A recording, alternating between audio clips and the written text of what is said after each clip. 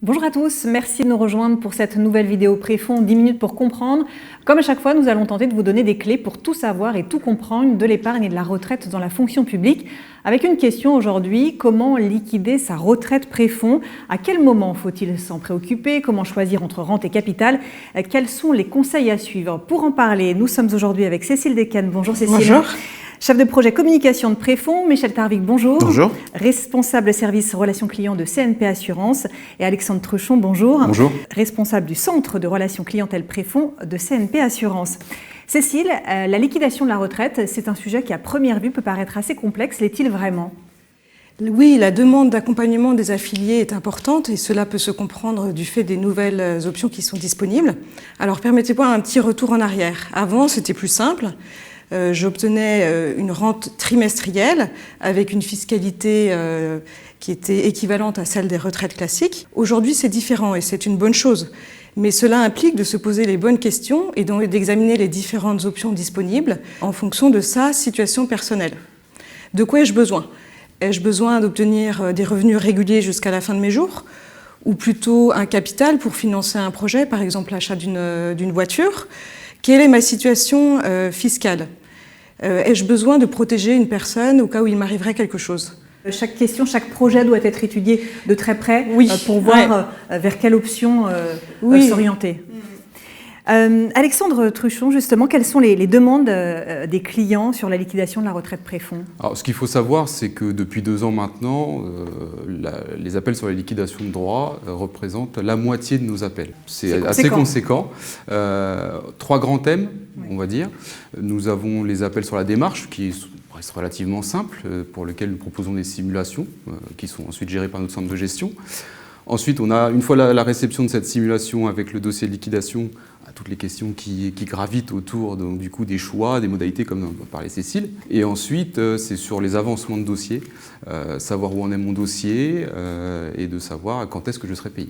Avec un peu d'inquiétude de la part des clients ? De l'inquiétude surtout sur la fiscalité, parce qu'elle a été modifiée. Si je reste dans les anciens systèmes, comme disait Cécile, encore une fois, on reste sur de la fiscalité typique retraite, rente, etc. Et ensuite, quand on passe PER, là, tout change, et avec une augmentation en plus du nombre de demandes de sortie en capital, avec une fiscalité particulière. Michel Tarvic, quelles sont les 2-3 choses à avoir en tête à l'approche de l'échéance ? Avant de commencer à faire son dossier de liquidation, il faut bien prendre connaissance de l'ensemble des informations dont on dispose.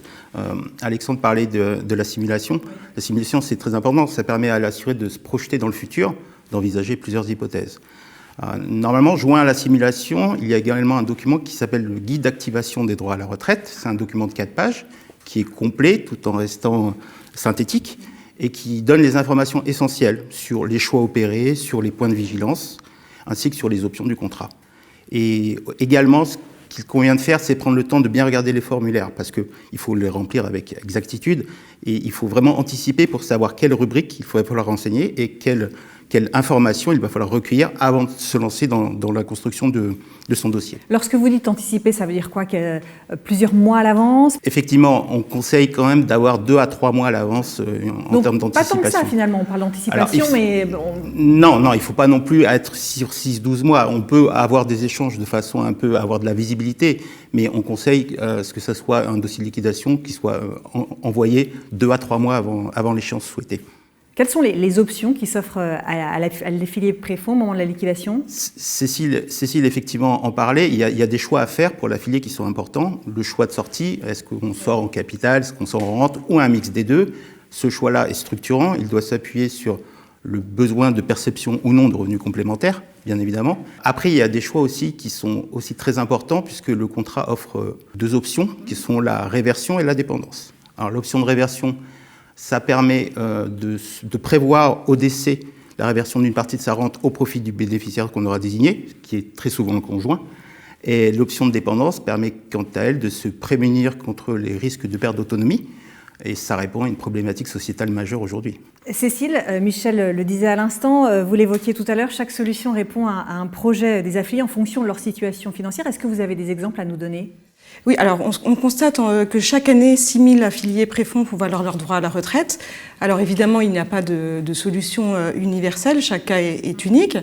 Mais si on souhaite des revenus réguliers et qu'on a une épargne de précaution, on va plutôt opter pour une rente mensuelle, sachant que chez Préfonds, il y a deux particularités. C'est que la rente ne fait qu'augmenter, elle ne baissera jamais. Et il n'y a pas de frais, hormis l'impôt. Maintenant, si je n'ai pas besoin immédiatement de percevoir des revenus, je peux continuer à cotiser ou reporter ma dette de liquidation moyennant une baisse d'impôt. Si je souhaite, comme disait Michel, protéger mon conjoint, je vais plutôt opter pour la réversion. C'est à peu près 25% de nos affiliés qui font ce choix. Et l'avantage en fait de la rente, c'est qu'elle permet d'obtenir des revenus réguliers, ce qui n'est pas négligeable, sachant que l'espérance de vie à la retraite est de 28 ans pour une femme et de 25 ans pour un homme. Voilà, et donc il y a également l'option dépendance avec un doublement de la rente. Chaque cas est particulier, hein. disait Cécile, ça demande un accompagnement très spécifique de chaque affilié. Alors c'est ça, effectivement. C'est comme disait Cécile, chaque cas est particulier. On fait du cas par cas. On fait du cas par cas sur l'accompagnement de simulation, mais on va vraiment faire du cas par cas juste avant le paiement, par exemple. À réception d'une simulation, chaque affilié se pose la question, comme je disais tout à l'heure, quelle fiscalité va être appliquée. Donc on a développé des outils qui permettent d'être au plus près de ce qui va être du montant net pour que chaque affilié puisse se projeter soit sur le capital ou soit sur la rente mensuelle. Maintenant, on fait aussi beaucoup d'accompagnement sur la bonne compréhension des documents à transmettre parce que, par expérience, maintenant, on voit que certains documents ne sont pas joints, sont un peu mis de côté par les affiliés, notamment le document de pactisation. Oui. Donc, si on veut bénéficier des nouvelles modalités PER, il ne faut surtout pas oublier de le renseigner, de le signer. Et on voit aussi, on a le document de devoir de conseil qui prouve, entre guillemets, que l'affilié a bien pris connaissance des nouvelles modalités du PER. Et toutes les informations nécessaires. Absolument. Michel Tarvik, dans le futur, on peut imaginer que l'affilié devienne de plus en plus autonome dans la gestion de tout ça? On peut l'imaginer. Les équipes de CNP Assurance travaillent en ce moment avec celle de Préfonds à la mise à disposition d'une solution de type self-care qui permettra à l'affilié de déposer en ligne une demande de simulation de liquidation. Donc ça sera sur un espace dédié qui sera accessible via l'espace affilié de Préfonds dans des conditions de sécurité optimisées avec le recours à la signature électronique. Et normalement, ce dispositif devrait voir le jour fin 2022, début 2023. Des affiliés de plus en plus autonomes, ça peut faire un peu peur aussi pour l'affilié ou non? Ça sera toujours très encadré? Oui, c'est ça. C'est que normalement, l'outil sera de nature aussi à... Justement, on parlait aussi des pièces manquantes. Là, on pourra faire des contrôles embarqués de façon à s'assurer de l'intégralité des pièces. Après, il y aura toujours l'accompagnement qui sera proposé via les équipes d'Alexandre, via les équipes de gestion de CNP Assurance auprès des affiliés. Cécile, quels sont les conseils que vous donneriez aux affiliés pour qu'ils soient le plus sereins possible? Alors, j'ai plusieurs conseils. Le premier, c'est de bien analyser ses besoins, se poser les bonnes questions et surtout ne pas négliger les choix que l'on va faire puisque, comme je le disais, la durée de retraite est longue et du coup, autant obtenir des revenus réguliers. Il faut bien intégrer la notion de fiscalité et penser aussi à sa succession. Important aussi. Ouais. Michel, même question, les conseils? Alors moi, je vais résumer ça en 3 mots. Je résumerai ça avec le mot anticipation. On l'a largement évoqué, c'est un incontournable. Je parlerai également de la réflexion pour appuyer ce que vient de dire Cécile, c'est qu'il y a des choix structurants à faire et il faut bien avoir en tête que ce sont des choix qui sont irrévocables, irréversibles. Et enfin, je parlerai de précision, parce que le traitement administratif du dossier sera largement optimisé avec un dossier complet, juste et précis. Eh bien, merci à tous les 3 d'avoir répondu à mes questions. Merci à tous de nous avoir suivis aujourd'hui. On se retrouve très prochainement pour un nouveau numéro.